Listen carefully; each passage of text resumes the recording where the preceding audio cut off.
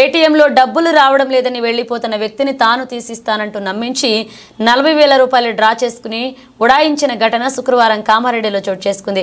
కామారెడ్డి పట్టణ సీఐ చంద్రశేఖర్ రెడ్డి తెలిపిన వివరాల ప్రకారం కామారెడ్డి పట్టణంలోని ఇందిరానగర్ కాలనీకి చెందిన రాజు సిరిసిల్ల రోడ్లో ఉన్న ఎస్బీఐ ఏటీఎంలో డబ్బులు డ్రా చేసుకోవడానికి వెళ్లాడు.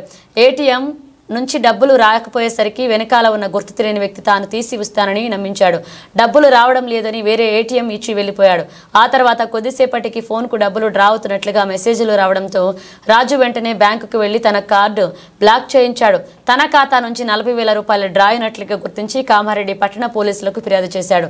కేసు నమోదు చేసుకుని దర్యాప్తు చేస్తున్నట్లుగా పట్టణ సీఐ చంద్రశేఖర్ రెడ్డి తెలిపారు.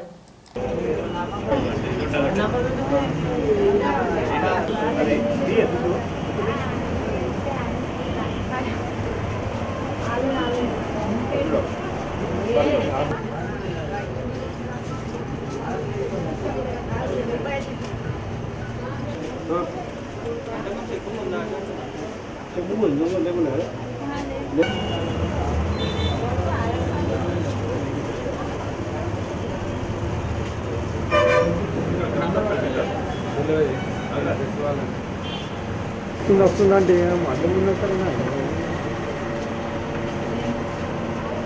ఒక్క నిమిషం